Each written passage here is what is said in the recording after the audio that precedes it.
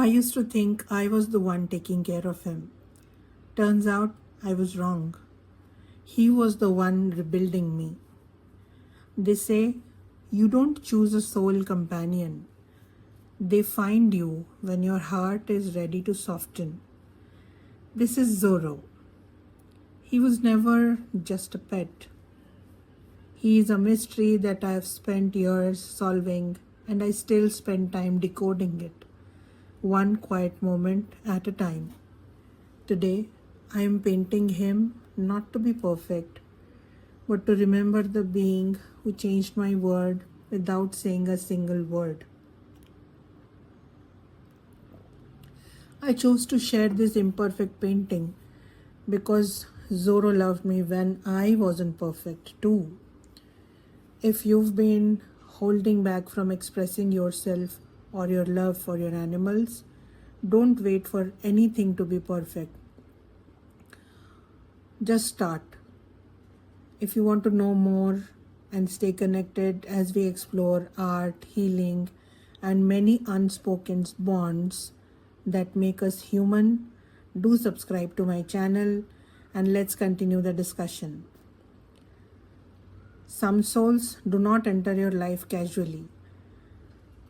They arrive and they change you. And today, while I paint him, I want to tell you how my relationship with Zorro began and how he became one of the deepest bonds of my life.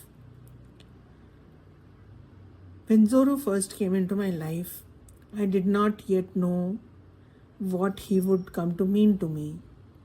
At that point, he was this beautiful, strong, unforgettable presence, but still, in many ways, a mystery.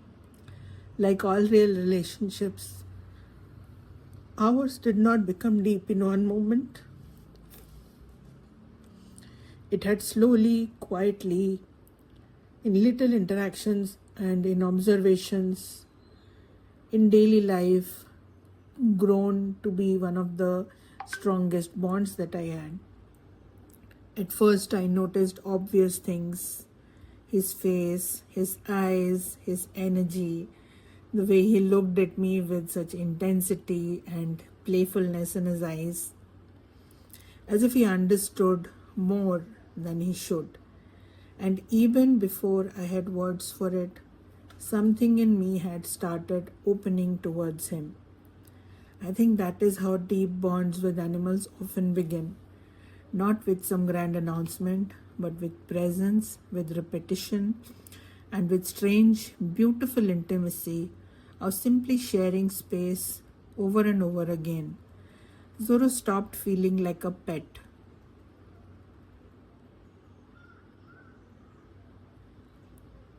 He started feeling like a being I was connected to and I was caring for.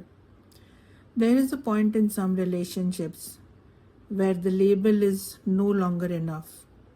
Dog is no longer enough. Pet is no longer enough.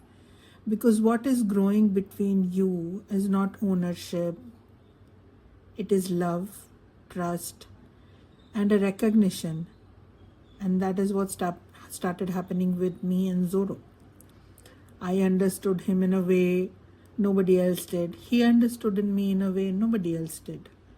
What made Zorro so special to me was not only who he was on the outside, it was the way he felt, the way he carried his presence, the way he could sit with me and somehow say so much without saying anything at all. There were moments when I felt he understood my emotions before I even fully understood them myself. Moments where his presence brought comfort in a way words never could. Moments where I felt seen. And if you've ever had a bond like that with an animal, you would exactly know what I mean. From the outside, it may look ordinary, but from the inside, it feels sacred. That is the word that I keep coming back to, even when I think of Zorro. Sacred, deep. Zorro changed something in me, not loudly, not dramatically, but deeply. He made me feel the kind of love that is steady, the kind that does not need performance, the kind that does not ask you to explain yourself every second, the kind of love that simply stays.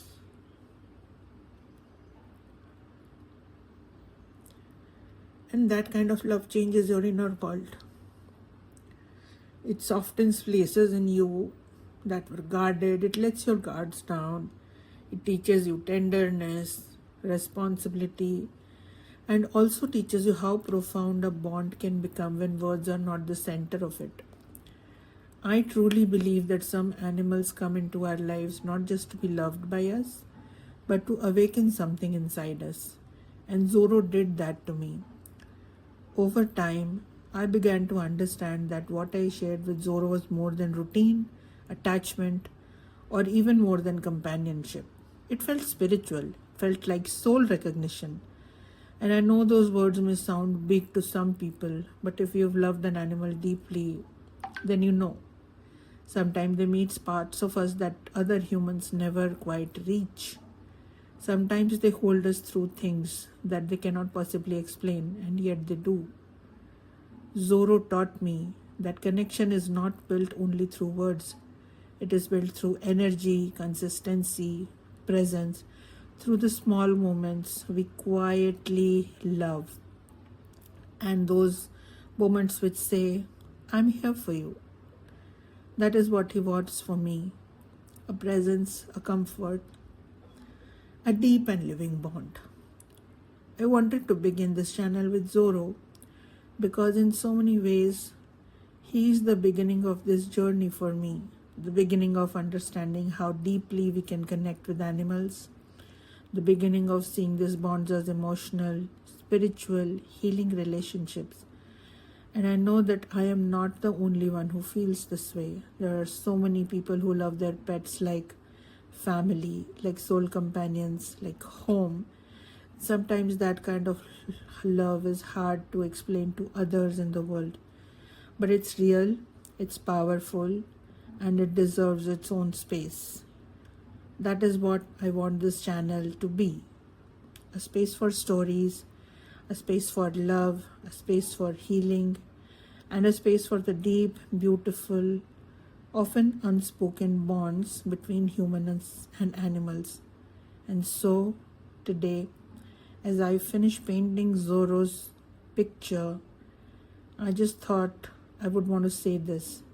Some beings never leave you.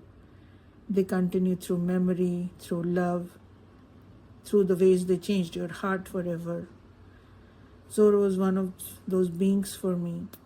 He was never just my dog. He was love, he was presence, he was connection, and he will always be a part of my story. If you have ever loved an animal this deeply, tell me about them in the comments. Tell me their name, tell me what they changed in you. Share your story with us.